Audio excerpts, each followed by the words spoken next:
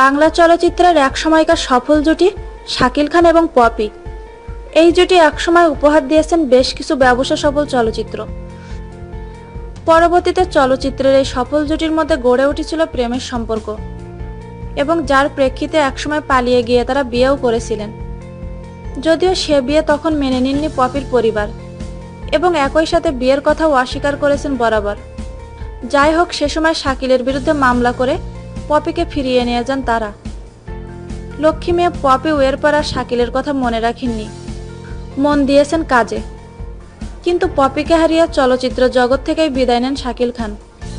এরপর কেটে গেছে বহুদিন, আবার জোর গুঞ্জন চারিদিকে পপিকে নাকি ফেরত চাইছেন শাকিল। পপির ঘনিষ্ঠজনদের সঙ্গে এরই মধ্যে যোগাযোগ শুরু করে দিয়েছেন তিনি।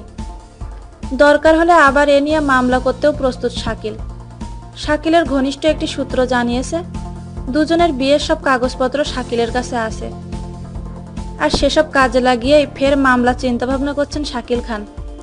সূত্রটি জানায়, এর আগেও যখন এ নিয়ে মামলা হয়েছিল তখন ইচ্ছে করে এ নিয়ে বাড়াবাড়ি করেননি শাকিল খান, কিন্তু এখন তার মানসিক পরিবর্তন এসেছে। যে কোনো মূল্যে এখন শাকিল পপিকে ফেরত চান। তবে পপির ঘনিষ্ঠরা বলছেন, পপির আর শাকিলের কাছে ফেরার কোনো সম্ভাবনা নেই, কারণ ওসব পুরনো ভুল মন থেকে মুছে ফেলেছেন পপি।